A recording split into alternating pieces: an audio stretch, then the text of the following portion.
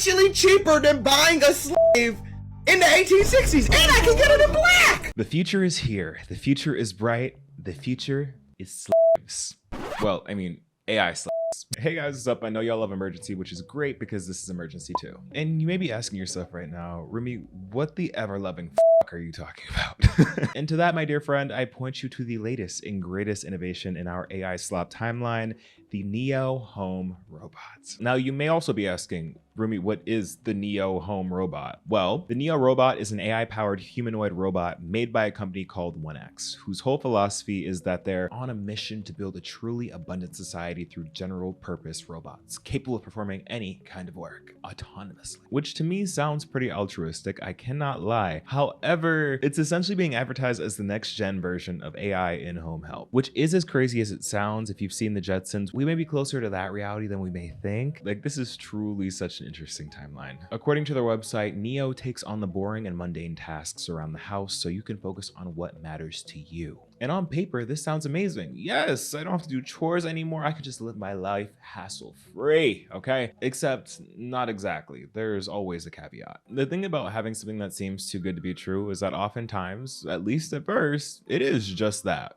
Too good to be true. Like, I know this is meant to be for good and simply for utilitarian purposes, but like, has anyone seen the movie Companion recently? For one, that was a great movie, and two, I feel like that's very enlightening for where we're progressing as a society, because that doesn't seem like dystopian satire. That just seems like a prophecy for what's coming very, very soon. But okay. Enough talking around. What exactly does this neon robot do? Well, it's meant to help automate your chores, provide assistance with everyday tasks, and also essentially work the same way as any other AI model, with it being also able to converse and ask you questions. But according to its website, its specific AI functions at launch include basic autonomous tasks like opening doors, fetching items, turning lights on and off, tidying things up, and having a scheduled chore list via app or voice. I was doing some research and I saw that it apparently has like a 4-hour charge life where like it goes for 4 hours, but then it also self-charges and can be remotely piloted via a mobile app. And initial reactions, this sounds great. Like, these are the kind of things that we initially envisioned AI as being, and the things that AI would do. Don't take your jobs, do jobs you don't want to do. And the best part of it all is that it's so accessible. Like, you yourself can get early access ownership of one of these Neo Home robots with a 3-year warranty for just a measly $20,000. Or $499 monthly subscription. Right. You really thought I was about to go up for this? No, nigga. Oh, also on top of that, there is a $200 refundable deposit to reserve your spot because yes, that's right. This isn't out yet. It's all for pre-order and the orders are supposed to ship in 2026. So like, it really makes you wonder, like, who is this for? And who could just drop 20 bands to get an AI slave? I mean, robot. Because clearly for like the average everyday person who likely would probably need a service like this more often because they're working longer hours, they're not going to be able to just drop $20,000 on this robot that you still have to teach how to do the things it has to do. Oh wait, I didn't even tell you that part yet. Yeah, you have to teach it to do most of the things that like it's advertised as doing. The whole concept behind these Neo robots is that it's supposed to grow with you, which sounds really nice and nurturing until you break down exactly what that means for the product. And I think that launch piece is one of the major factors here because yeah, what it's advertised as doing and all of the promotion versus what it actually can do when you get it out the box are allegedly very, very different, which leads to the next question of what does it really do then? So based on what was said in one of my favorite tech YouTuber videos, as well as just what's readily available on their site, not too much. Like, the whole thing is that they're meant to learn on the job. So it has an idea for like very simple things, but for more complicated tasks like doing dishes or folding clothes, you know, the things that you really wanted to do, you'll need to schedule time to have a 1X expert log in through your Neo to not only teach it, but also to guide it to do what it's meant to do. Which, I mean, I don't know about you, but like, why would you want someone to be able to see and interact inside your house like a complete stranger? Like, in my opinion, that leaves the door open to tons of security and privacy threats. Because again, I know the 1X experts are 1X employees, but like, that's still a stranger to you and they have full access to see whatever you got going on in your house. And in my mind, I've seen too many horror movies and I'm just like, if the robot can be controlled to do everyday house tasks and is technically strong enough to pick up dishes, place dishes, open cupboards, open doors, and pick up, fold, and hang clothes, it is definitely strong enough to get you. Like, like if one of those 1X experts has a bad day or the robot malfunctions, I'm just thinking about iRobot. I am thinking about Neo Home Robot unaliving. Like, hello? I know that's not the intent at all or how those are going to be used most likely, but the possibility of like AI hitmen being a thing, insane. And like, again, not the fearmonger, that is pretty far off, but like things like that are a real concern in a time of modern day hackers. Like, just imagine someone hacking into your Neo, and like, if they aren't going to do a hit job on you, imagine them hacking into your Neo to use it to help break into your house by just unlocking your doors so the robber can rob you. And also, back on topic, it's just generally unclear how long these learning lessons will be for your Neo and how many times you'll need to teach it how to do what you want before it just gets it, because it can't be more than 2 times. Like, if I'm paying 20K and I have to teach this thing how to wash dishes the way that I want to wash dishes more than twice, I'm getting my refund quick. So with these seemingly limited features, it really makes you wonder, like, why would they still be selling it at full price and advertising it as if it's a finished product, if it's anything but that? 1X is positioning Neo as fully autonomous long term, but in the near term, foundational autonomy is expected, with early coverage over Neo and buyer's guides framing autonomy as partial at launch, with the company promising improvements over time. Like, this whole hard half launch kind of reminds me of like when Elon tried launching his version of like the little robot people, but it turned out that they weren't autonomous at all and they were just being remotely controlled by like real people. It just generally weren't as impressive as they were made out to be. And it really just seems that things like this, at least at first, are kind of a ripoff until it starts fully working as intended, or at least as advertised. And right now they have general projections for like 2027 being when it's going to be more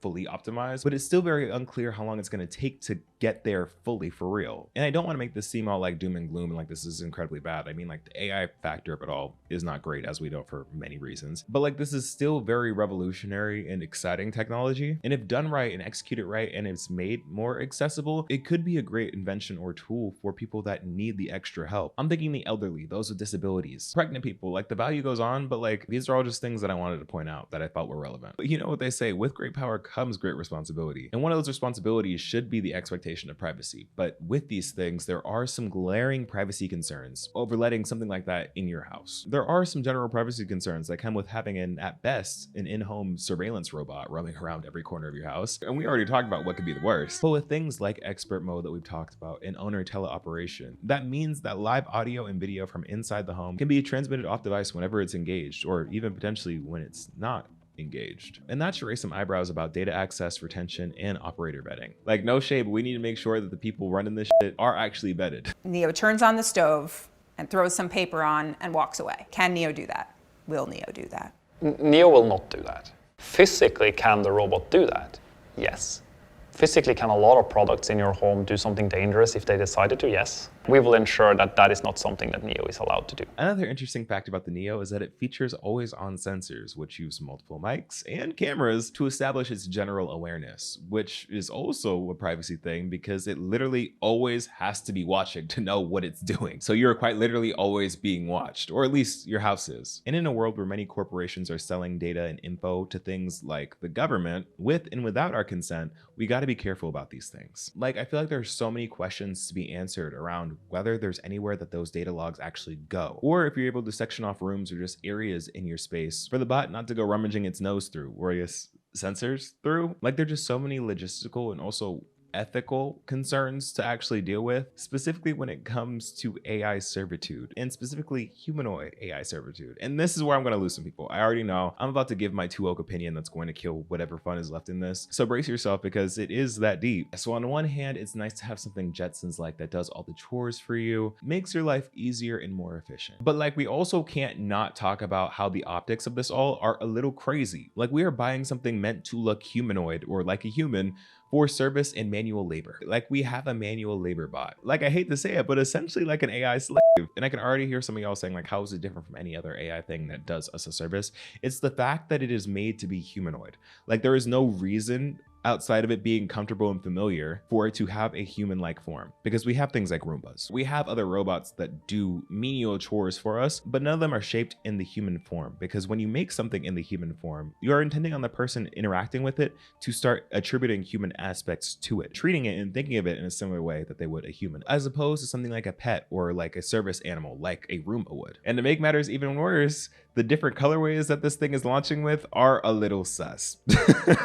Like, of course, I don't want to assume intent here at all because it's very likely to be an oversight or maybe just something that was not thought about. You know how companies have been around DEI recently. But just look at the colorways of all these robots. One of these things is not like the other in a very spooky way. Like, I don't know, it's just giving the perfected version of slavery. Because if we want to go back to history class, the whole goal of slavery was to have a benevolent, non-expressive, or emotive laborer. To do the work that you didn't want to do without compensation, and that would make your life easier. The only difference here is that the robots here aren't necessarily making you money, which is fucked up to even say. And this isn't to say that robots deserve better compensation because they're robots, but this just seems like the perfected end product of something that has been in the works for hundreds and hundreds of years. And I only say this and go this far because of the emphasis on the humanoid form of the robot, as well as the difference in the colorways matching certain skin tones. Like, actually, why is there literally a black one? They actually just could have done neutrals that weren't similar to an actual human skin tone. Like a muted pastel green would have also been tea, I'm sorry, because your options are like your typical robotic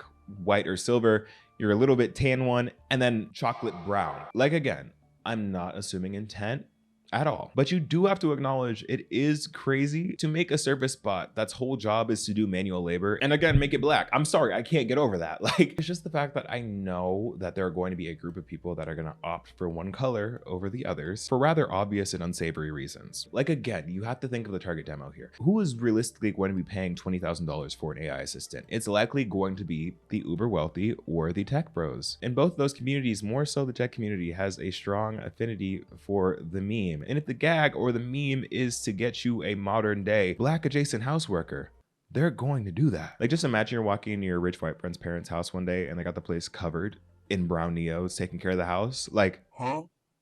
Spooky. Hello? Isn't that clocking to anybody? And I'll leave you with this last point. That's 125,000% a stretch. So take this with a micro grain of salt, okay? But I did a little digging because the price seemed a little steep and a little interesting. And I did a little experiment to see how much these AI robots cost in comparison to what a human slave would have costed in today's economy. It's around $800. But if you price that up to today's economy, it's around $20K.